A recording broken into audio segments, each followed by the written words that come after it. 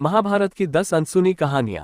महाभारत की कहानियां हम बचपन से सुनते आ रहे हैं, टेलीविजन पर देखते आ रहे हैं, फिर भी हम सब महाभारत के बारे में बहुत कुछ नहीं जानते हैं, क्योंकि वेदव्यास द्वारा रचित महाभारत बहुत ही बड़ा ग्रंथ है। इसमें 1 लाख श्लोक है। आज हम आपको महाभारत की कुछ ऐसी ही कहानियां बताएंगे जो आपने शायद पहले कभी नहीं सुनी होगी। तो आइए शुरुआत करते हैं मामा शकुनी से। हम सब मानते हैं कि शकुनी कौरवों का सबसे बड़ा हितैषी था, जबकि है इसका बिल्कुल विपरीत। शकुनी ही कौरवों के विनाश का सबसे बड़ा कारण था। उसने ही कौरवों का वंश समाप्त करने के लिए महाभारत के युद्ध की पृष्ठभूमि तैयार की थी। पर उसने ऐसा किया क्यों? इसका उत्तर जानने के लिए हमें धृतराष्ट्र और गांधारी के विवाह से कथा प्रारंभ करनी पड़ेगी। शकुनी ही थे कौरवों के विनाश का कारण। से एक साधु के कहे अनुसार उसका विवाह पहले एक बकरे के साथ किया गया था, बाद में उस बकरे की बलि दे दी गई थी। ये बात गांधारी के विवाह के समय छुपाई गई थी। जब धृतराष्ट्र को इस बात का पता चला तो उसने गांधार, नरेश, सुबाला और उसके 100 पुत्रों को कारावास में डाल दिया और काफी यातनाएं दी। एक एक करके सुबाला के सभी पुत्र मरने लगे। उन्हें खाने के लिए सिर्फ मुट्ठी भर चावल दिए जाते थे। सुबाला ने अपने सबसे छोटे बेटे शकुनी को प्रतिशोध के लिए तैयार किया। सब लोग अपने हिस्से के चावल शकुनी को देते थे ताकि वह जीवित रहकर कौरवों का नाश कर सके। मृत्यु से पहले सुबाला ने धृतराष्ट्र से शकुनी को छोड़ने की विनती की, जो धृतराष्ट्र ने मान ली।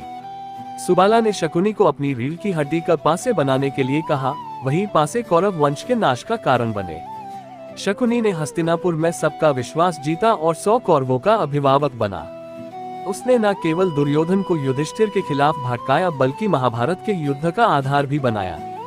एक वरदान के कारण द्रौपदी बनी थी 5 पतियों की पत्नी। द्रौपदी अपने पिछले जन्म में इंद्रसेना नाम की ऋषि पत्नी थी। उसके पति संत मौद्गल्य का देहांत जल्दी ही हो गया था। अपनी इच्छाओं की पूर्ति के लिए उसने भगवान शिव से प्रार्थना की। जब शिव उसके सामने प्रकट हुए तो वह घबरा गई और उसने 5 बार अपने लिए वर मांगा। भगवान शिव ने अगले जन्म में उसे 5 पति दिए। एक श्राप के कारण धृतराष्ट्र जन्मे थे अंधे। धृतराष्ट्र अपने पिछले जन्म में एक बहुत दुष्ट राजा था। एक दिन उसने देखा कि नदी में एक हंस अपने बच्चों के साथ आराम से विचरण कर रहा है। उसने आदेश दिया कि उस हंस की आंख फोड़ दी जाए और उसके बच्चों को मार दिया जाए। इसी वजह से अगले जन्म में वह अंधा पैदा हुआ और उसके पुत्र भी उसी तरह मृत्यु को प्राप्त हुए जैसे उस हंस के।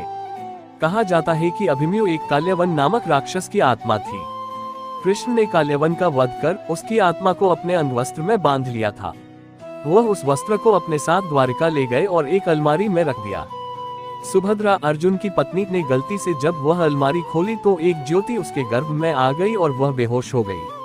इसी वजह से अभिमन्यु को चक्रव्यूह भेदने का सिर्फ आधा ही तरीका बताया गया था। एकलव्य ही बना था द्रोणाचार्य की मृत्यु का कारण। एकलव्य देवाश्रवा का पुत्र था। वह जंगल में खो गया था और उसको एक निषद हिरण्यधनु ने बचाया था। एकलव्य रुक्मणी स्वयंवर के समय अपने पिता की जान बचाते हुए मारा गया। उसके इस बलिदान से प्रसन्न होकर श्री कृष्ण ने उसे वरदान दिया कि वह अगले जन्म में द्रोणाचार्य से बदला ले पाएगा। अपने अगले जन्म में एकलव्य धृष्टद्युम्न बन के पैदा हुआ और द्रोण की मृत्यु का कारण बना। पांडु की इच्छा अनुसार पांडवों ने खाया था अपने पिता के मृत शरीर को। पांडु ज्ञानी थे। उनकी अंतिम इच्छा थी कि उनके 5 बेटे उनके मृत शरीर को खाएं, ताकि उन्होंने जो ज्ञान अर्जित किया वो उनके पुत्रों में चला जाए। सिर्फ सहदेव ने पिता की इच्छा का पालन करते हुए उनके मस्तिष्क के 3 हिस्से खाए। पहले टुकड़े को खाते ही सहदेव को इतिहास का ज्ञान हुआ, दूसरे टुकड़े को खाने पे वर्तमान का और तीसरे टुकड़े को खाते ही भविष्य का। हालांकि ऐसी मान्यता भी है कि 5 पांडवों ने ही मृत शरीर को खाया था, पर सबसे ज्यादा हिस्सा सहदेव ने खाया था।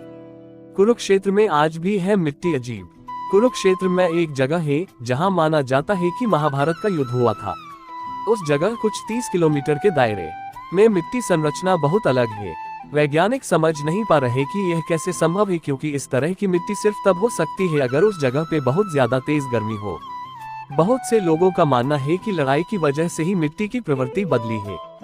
श्री कृष्ण ने ले लिया था बर्बरीक का शीश दान में। बर्बरीक भीम का पोता और घटोत्कच का पुत्र था। बर्बरीक को कोई नहीं हरा सकता था, क्योंकि उसके पास कामाख्या देवी से प्राप्त हुए 3 तीर थे जिनसे वह कोई भी युद्ध जीत सकता था। पर उसने शपथ ली थी कि वह सिर्फ कमजोर पक्ष के लिए ही लड़ेगा। अब चूंकि बर्बरीक जब वहां पहुंचा तब कौरव कमजोर थे, इसलिए उसका उनकी तरफ से लड़ना तय था। जब ये बात श्री कृष्ण को पता चली तो उन्होंने उसका शीश ही दान में मांग लिया तथा उसे वरदान दिया कि तू कलयुग में मेरे नाम से जाना जाएगा। इसी बर्बरीक का मंदिर राजस्थान के सीकर जिले के खाटू श्याम जी में है, जहां उनकी बाबा श्याम के नाम से पूजा होती है। हर योद्धा का अलग था शंख। सभी योद्धाओं के शंख बहुत शक्तिशाली होते थे। भागवत गीता के एक श्लोक में सभी शंखों के नाम हैं। अर्जुन के शंख का नाम देवदत्त था। भीम के शंख का नाम पौंड्रा था, उसकी आवाज से कान से सुनना बंद हो जाता था। कृष्णा के शंख का नाम पांचजन्य, युधिष्ठिर के शंख का नाम अनंत विजया, सहदेव के शंख का नाम पुष्पको और नकुल के शंख का नाम सुघोषमणि था। अर्जुन एक बार और गए थे वनवास पर।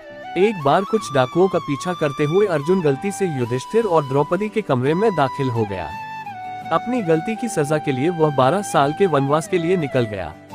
उस दौरान अर्जुन ने 3 विवाह किए, चित्रांगदा मणिपुरा उलूपी नागा और सुभद्रा कृष्ण की बहन।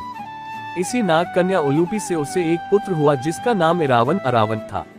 महाभारत के युद्ध में जब एक बार एक राजकुमार की स्वैच्छिक नर बलि की जरूरत पड़ी तो इरावन ने ही अपनी बलि दी थी। इरावन की तमिलनाडु में एक देवता के रूप में पूजा होती है तथा हिंजड़ों की उनसे शादी होती है। ऐसा क्यों होता है, इसके लिए यहाँ पड़े इरावन अरावन एक देवता जिनसे होती है किन्नरों हिंजड़ों की शादी।